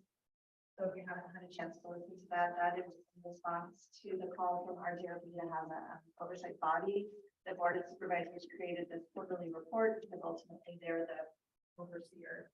And so they added in some requests, the public added in some requests for more information. And so those will be coming to the board every quarter. And if you haven't had a chance to watch the report. April 24th and 25th were budget hearings. And again, you can go and listen to individual department presentations. They're about 20 minutes each about the department. And the budget document is online, the 23-24 fiscal year. And May 9th, Tuesday, they just approved Affordable Housing Finance Committee Award, which also combined Measure X money came in. So super exciting times, a lot of money in housing. And those you always go back in the videos and watch those. More information on what a lot of funnel was. So a lot of projects. 1, 8, in 2, 4, and 5, and then in 3. So. Thank you, Jill. Could we get a report or comments from the CCP meeting? Yes, actually, I will combine CCP and PPC. Some Yeah. really great stuff has taken place during those meetings. So give me, I forget the date. Let me get that straight. May 1st, PPC was May. PPC was May 1st. So CCP was Thursday before, or Wednesday before that. Last week in April, let's say that. This is Patricia Taylor from ORJ.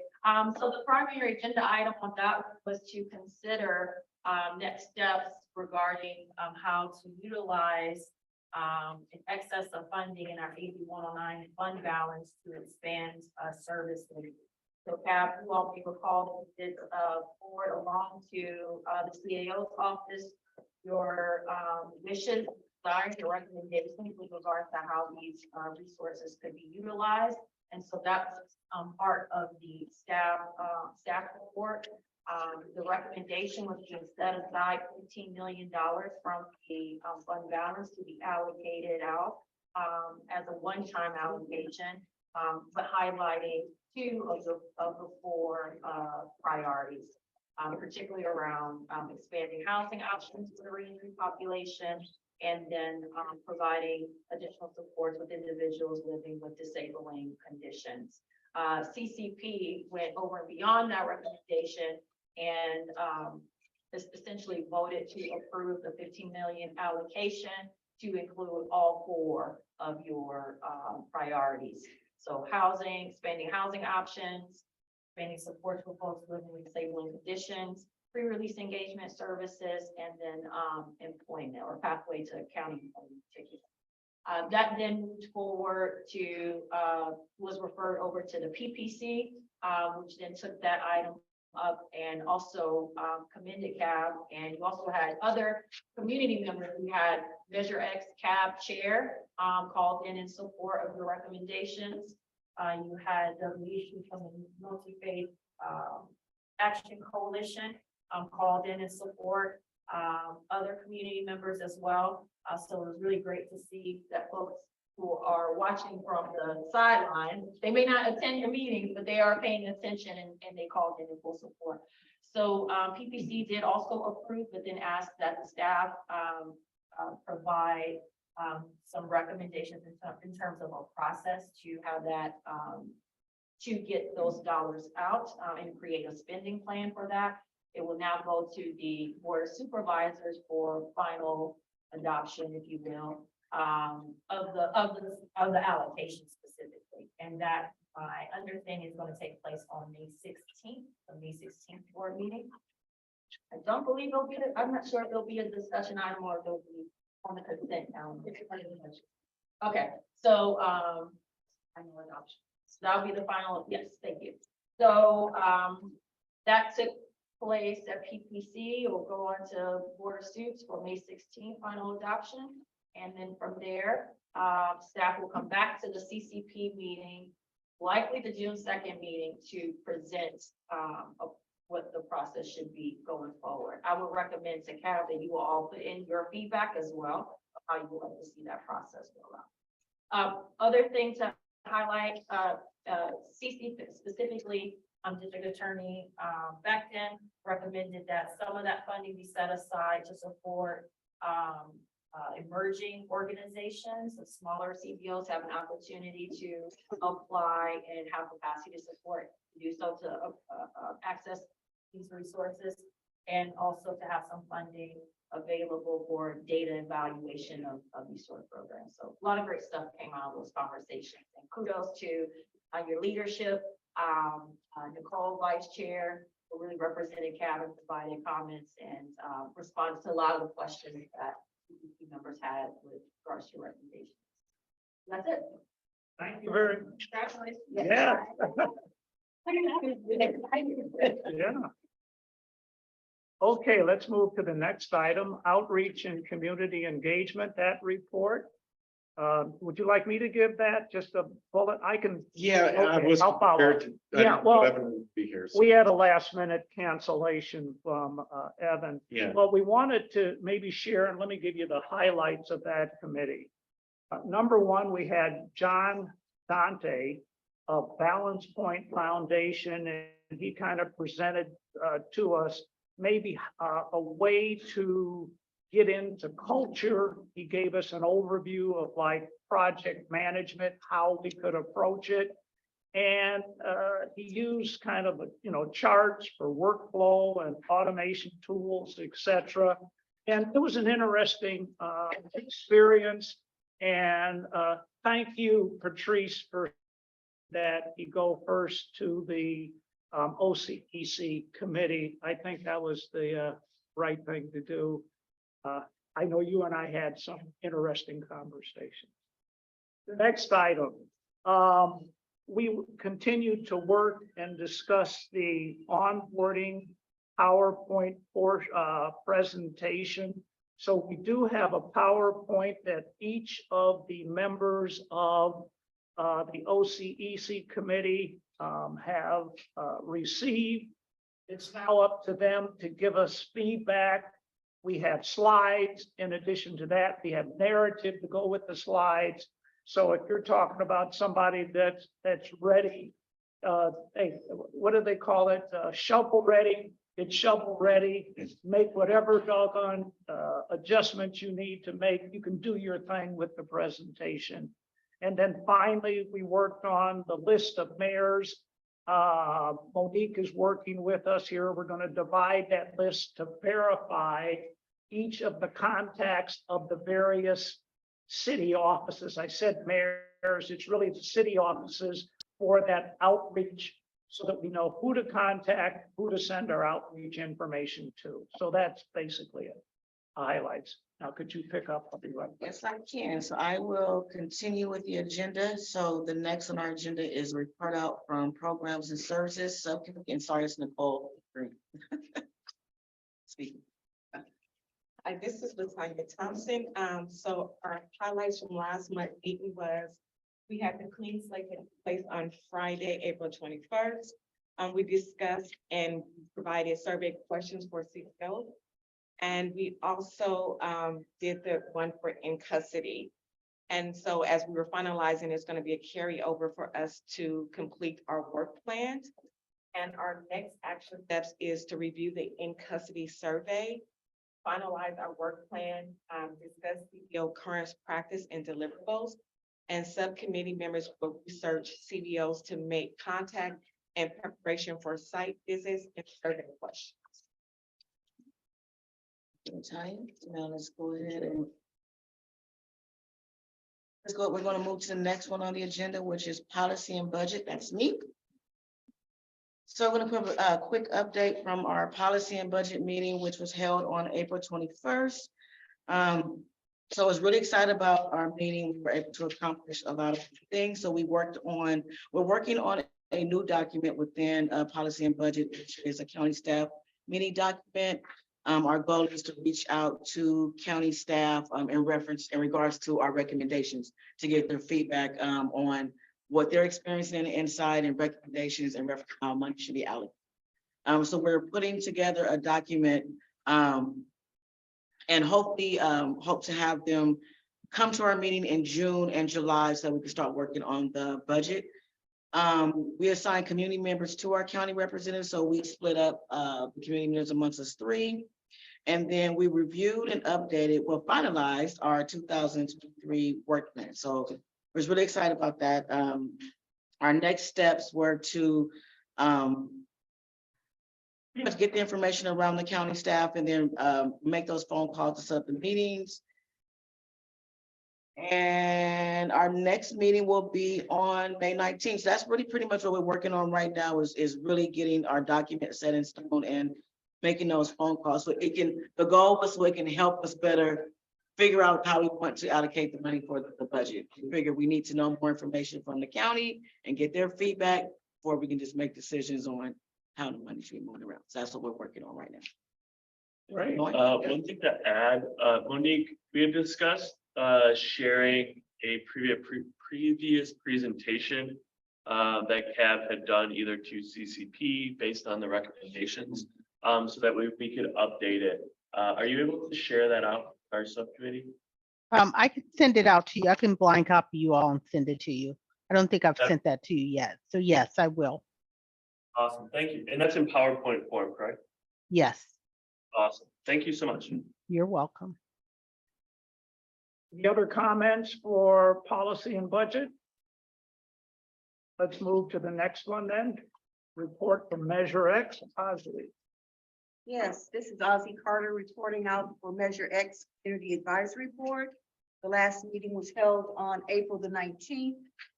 And primarily, this is a new community advisory board that's being constructed currently. And just they're revisiting some of the issues as far as transitioning from online and what the requirements are, especially with the Brown Act and the quorums, and how the quorum will look with the different modifications of the Brown Act. And that's basically spent the entire meeting trying to figure those things out. I mean, you guys are not alone. We had Tom Geiger there, our county council, who could really answer those really fine-tuned questions that were coming up, and but they determined after an hour and a half discussion they didn't have quorums. But we have a understanding of the rules now as a result, so, we're good. Okay, is that it? Okay, good, good. The next item on the agenda.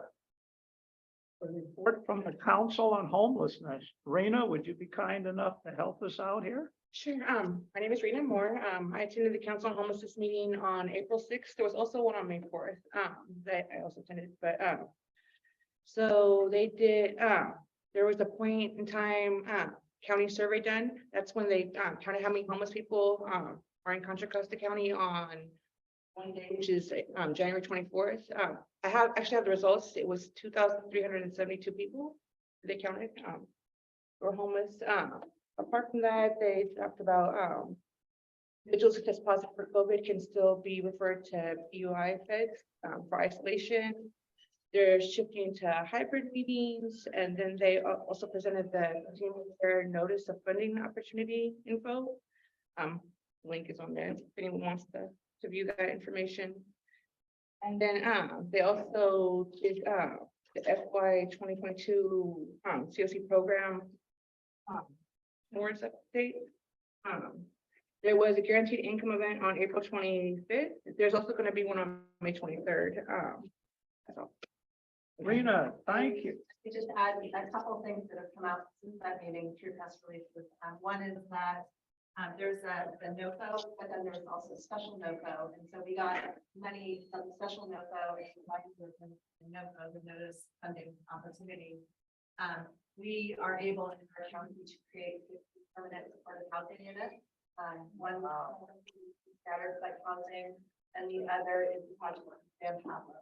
That's under construction. So that's super exciting. And then also with the numbers, just to give a little bit of context, we saw an increase of 4% in homelessness from 2020 to 2023, which nobody likes increases, but given everything that happened in that 3-year time, that shows phenomenal work on behalf of H3 and really rapid rehousing and getting people into permanent supportive housing from our home key hotel project. And then the other, the San Pablo project is also through the home grant program. I can't remember what it's called. But anyway, so lots of exciting things happening in H3 and developing the right kind of housing. Encouraging, thank you. Let's move now. Item number 8 on the agenda, please. Monique.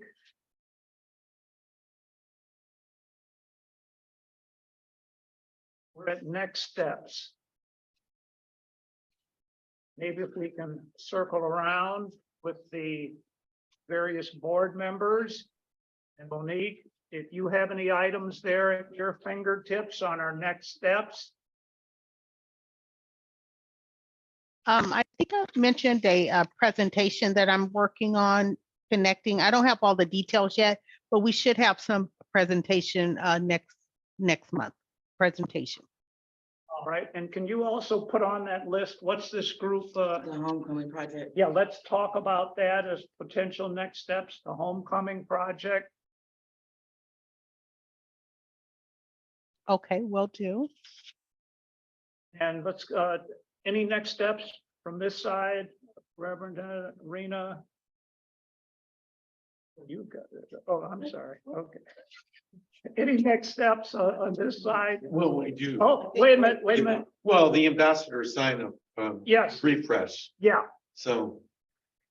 Yeah, all of us, the ambassador sign. Oh, you know what we should also probably put together? We should start talking about the Talking toolkit. points. and- Yeah, the Toolkit. toolkit.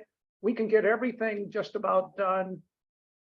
Just waiting on some of the responses because they've got to Right. put out, yeah, but we can, or that committee can at least get started on it, so we should talk about that. Right. Okay, all We right. have lived experience. We need to And lived experience, figure out. yeah, that just next figure step for out, that one. yeah, Lita has a program that she wanted to present here that are working with yes. the adults. Well, why don't we list it kind of as next step, Okay. just to see where we can, and we've got to get in touch with Monique and Patrice Okay. on how we work those in to make sure the questions are right and we get the right individuals, you know, to join us if possible. Okay, any other next steps? Patrice, next steps? You have anything for us? No, go team, go.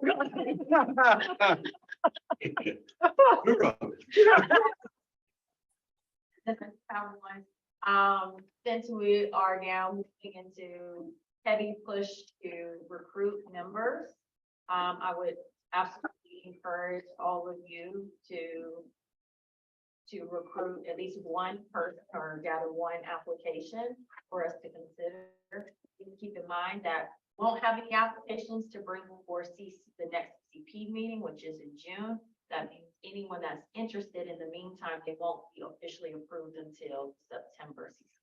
Okay, That's a long length of time, just a heads up on that, as you're talking to folks and wanting to get them interested in so we got a boogie is what she's saying. Let's roll. well, yes and no, because it's a long length of time, but Yeah. in the meantime, though, you have very active CAB board.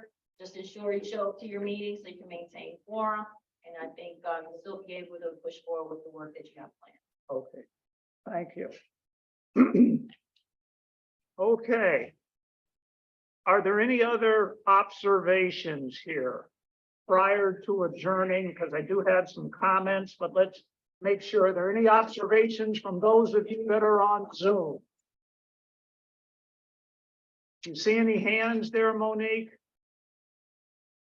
All right, any observations from anybody here? Yes, Yes, sir. I think this was one of the best meetings we've had. And that's because there was a lot of honesty on some feelings about certain things that have been occurring. And I really appreciate hearing those things. And yeah, there's three names that Reverend, you had a few, Latanya, you, and Nicole. You said your voice, you know, it's the first time you've been quiet. Yeah. It's because that wasn't a comfortable subject. And Yeah. and I think that's great, though, that we can share like that and learn from each other. I only wish the police chiefs and the sheriff could have heard some of these comments, but you know. Maybe we need to invite them. Yes, another thing I had to the. Since we're inviting people. Yeah.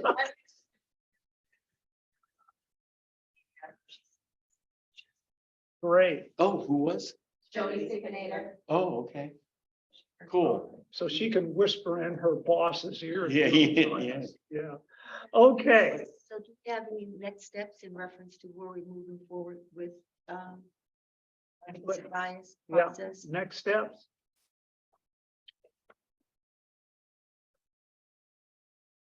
I think you were talking with Patrice about laying out certain things, you know, for when people come on board. I think we had that discussion. And we were going to talk about it. Now, what are our next steps? You're right. What are we going to, we talked about it, but what are we going to do? What you gonna do? What you, So I think there were quite a few suggestions out there, so it's Yep. just a matter of what you all would prefer to move forward with. So I can restate those. Bill mentioned that send a quick ping to the clerk of the board, see if it's possible to have implicit bias training as part of advisory board training. So if that's something you guys are interested in, we can make sure to follow up to see what the answer or response is. There's also an opportunity to get on our AB 109 Partners and Providers meeting agenda, to have CAB provide an update about the work that you're doing around implicit bias and put the call out to those providers that are in the meeting about whether or not they're engaged in implicit bias training within their own organizations, so that we can have a discussion item in that meeting. The other idea that was thrown out was that in your site visits, whenever you all want to start planning for that with the individual agencies, that part of the questionnaire or interviews with them.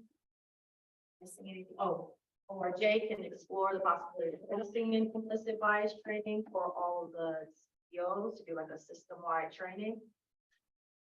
So I think those are the ideas I could recall. Was there anything else and or which which of those or all of those, however you want to do it, would you prefer to move forward on? Let's pick one. Can we have a brief discussion or some suggestions from the board? How they would like to move, how we would collectively like to move forward?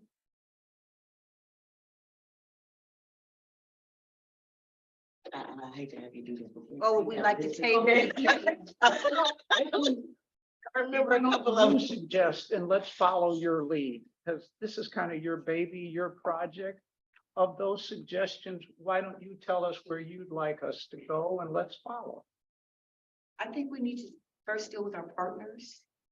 Kind of like, put a call out to let them know the work that we're doing. And after we get some feedback for that, presentation, whomever's gonna make it. Oh, Brenda. Brenda's gonna make it? Okay. Yeah, Brenda.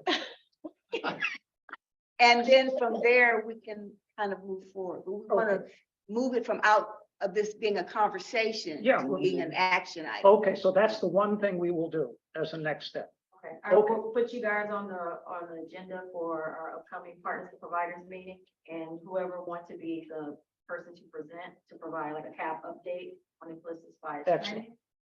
We'll get you on there. Thank you, Patrice. Thank you, Ozzy, for holding our feet to the fire.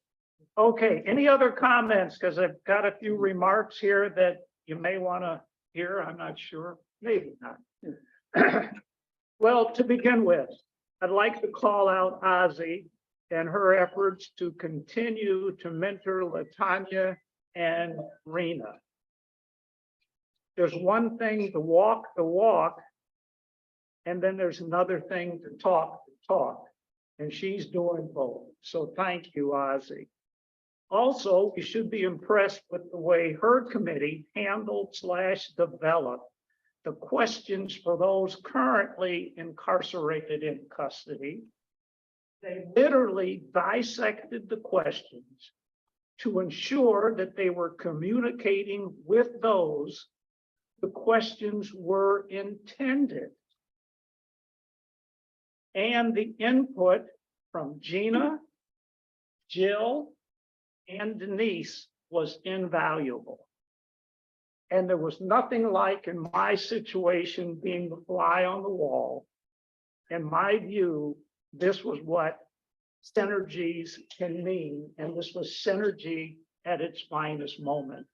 And I heard all of this while I was in the parking lot at the Oakland airport. It was, what is it, a park and ride or whatever, a park and call. Well, I heard all of this and I'm sitting there waiting on my brother-in-law to arrive, and I'm listening. I said, I don't believe this. Let me find a piece of paper. I got to write this stuff down.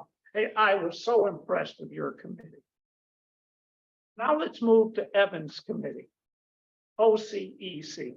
And by the way, Evan had an unfortunate situation this morning. He wasn't able to join us. What a session. They are now moving to provide a more meaningful introduction for CAB. And this is for the new members who join after our retreat. And do we ever really need that vehicle for orientation?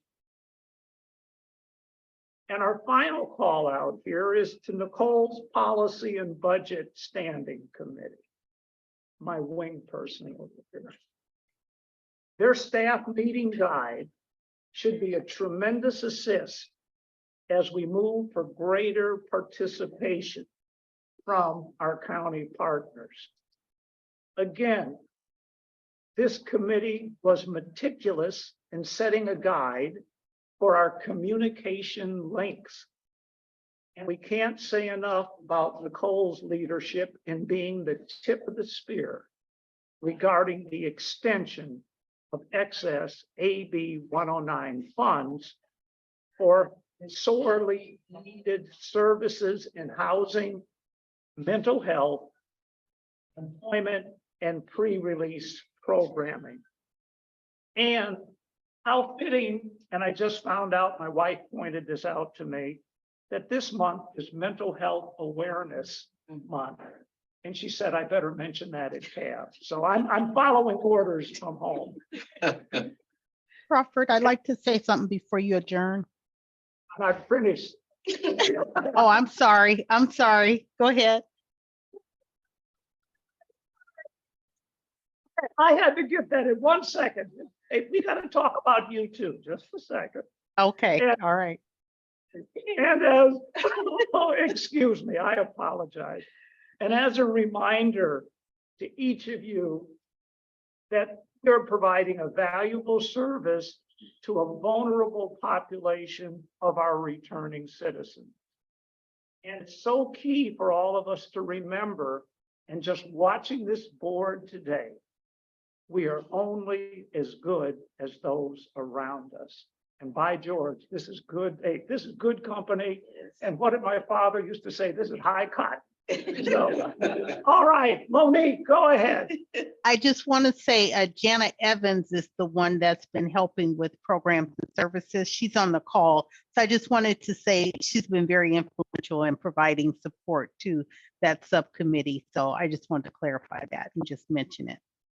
Thank you. And since you're going to be leaving, remember I said this is your time. Yes. I have thoroughly enjoyed working with you, Monique. We're going to miss you and we wish you the very, very best. And if there are any other comments from those here at the table. She'll be with us next month, right? She will. Oh, to heck with that then. Okay. Okay, we'll do something special for you next month. What Yeah, time is it? so I was gonna say, if they were gonna do a retirement party, I definitely want to show up and support. And you have been a pleasure working with, and I'm Thank- truly one. Thank you so much. I really appreciate Yeah, it. there's a- Make a motion.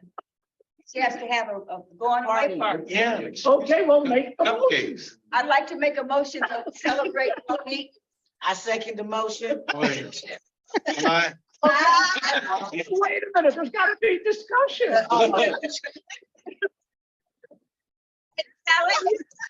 Yeah, No, I'm going to bring collard greens. Okay.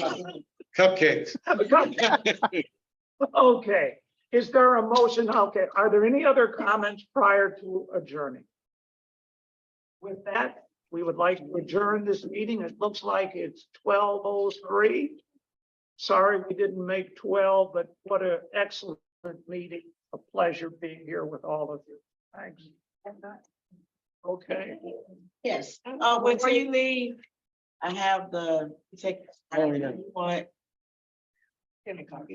I wrote this in, number.